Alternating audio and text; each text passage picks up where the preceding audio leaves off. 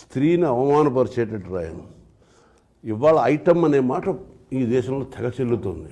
ఇవాళ ఐటమ్ అనే మాట వాడుతున్నారు. స్త్రీని ఐటమ్ అనని సిగ్గు లేదా మనిషికి? తన ఉనికికి ఆధారభూతమైనటువంటి స్త్రీని ఐటమ్ అనడం. ఐటమ్ ఏంటి? అసలు మనిషి కనీసం సిగ్గుపట్టు మానేశాడు. తన ఉనికికి ఆధారభూతమైనటువంటి స్త్రీని కృతజ్ఞుడిగా ఉండడం మానేసి ఐటమ్ అని ఒక మాట మాట్లాడుతూ, మొన్న కూడా ఏదో ఒక చర్చలో ఒక వ్యక్తి నాతో అన్నాడు, పేరు అనవసరం, ఒక ఐటమ్ గల పాట రాయవలసి వస్తే రామాయణం రాస్తారట. ముందర ఐటమ్ గల మాట వెనక్కి తీసుకో. ఫస్ట్ మగవాడి చూపుల ఆకలికి ఆహారంగా తన దేహాన్ని అర్పించవలసిన దౌర్భాగ్య స్థితిలో స్త్రీని ఉంచడం నీ తాలూ దౌర్భాగ్యం, నీ దౌర్భాగ్యం, నీ దౌష్ట్యం, నీ దౌర్జన్యం, నీ తాలూకు దుశ్శీలత. దీన్ని బట్టి ఐటమ్ గల పాట రాయడం ఏంటి? అలాంటి సిచ్యువేషన్స్ వస్తాయి. స్త్రీ అయితే అనకూడదా? కొంతకాలం నేలకొస్తాం. స్త్రీ పురుషులు అనేవి బయోలాజికల్ డిఫరెన్సెస్. రూపాయి అనే కోణం నీకు తీసుకొచ్చిస్తా. అది షోలో సినిమాలో చూపిస్తాడు. ఇట్లా వేసినప్పుడు అరే రెండు పక్కల బొమ్మే ఉంది, రెండు పక్కల బొమ్మ కానీ రెండు పక్కల బొరుసే కానీ ఉన్న నాణ్యం తీసుకెళ్ళి ఇస్తే ఎక్కడైనా రూపాయిగా చలామణి అవుతుందా?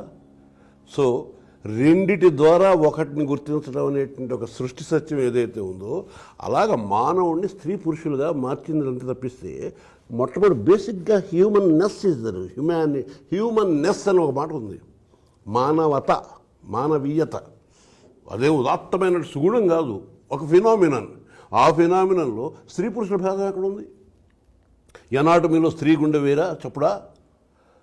ప్రతి జీవగణం కేవలము ఆ సంతానోత్పన్నత కోసం, ప్రాకృతికమైన ఒక అవసరం కోసం. అలాగే ప్రతి విషయాన్ని రెండు ద్వారా ఒకటి. మనకి ఒక విషయాన్ని చూడడానికి రెండు కాళ్ళు ఎందుకు? అటు ఇటు చూడమనా? ఒక విషయాన్ని నడవడానికి రెండు కాళ్ళు ఎందుకు? అటు ఇటు నడవమనా?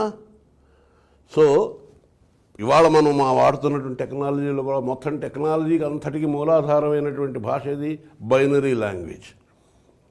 0-1 అనే రెండింటి ద్వారానే కంప్యూటర్కి మనం కావాల్సింది ఏదైనా అందజేయగలం. రెండింటి ద్వారానే ఒక ఉనికిని కనిపెట్టడం అనేటువంటి ఒక తాత్వికమైనటువంటి ఒక గొప్ప విషయం చాలా ఇవాళ. సో ఆ విధంగా చూసుకుంటే బేసిక్గా స్త్రీ కూడా మనిషి. స్త్రీ కూడా మనిషి ఏమిటి? స్త్రీ కూడా మనిషి అని చెప్పి లైసెన్స్ ఇస్తావేంటి? నువ్వు మధ్యలో నువ్వే వాడవి. అసలు నీ ఉనికికి ఆధారపోతావారు. సో ఇలాంటి, అందుకనే సినిమాలో స్త్రీ గురించి ఎప్పుడు రాయవలసి వచ్చినప్పటికీ కూడా మొట్టమొదటి తల్లి, ప్రకృతి, ఈ రెండింటినీ గుర్తుపెట్టుకో. ఈ రెండు లేకపోతే నీకు అసలు ఊపిరే లేదు, ఆయువే లేదు. కలిసి రాని కాలం ఎంత శీలం పోవడం, ఇలాంటి విచిత్రమైన పదాలు. స్త్రీ ఆత్మహత్య చేసుకొని చచ్చిపోవడం, దాని సమయంలో రాసినప్పుడు రాశాన్ని మనకి విచిత్రమైన సామెతలు కూడా పుట్టించారు మన సంస్కృతిలో.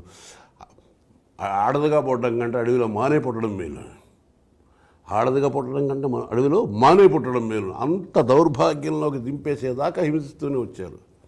కలిసి రాని కాలం ఎంత కాటేస్తున్నా, చలి చిదిమేస్తున్నా కూలిపోదు వేరు ఉన్న తరువు ఏదైనా.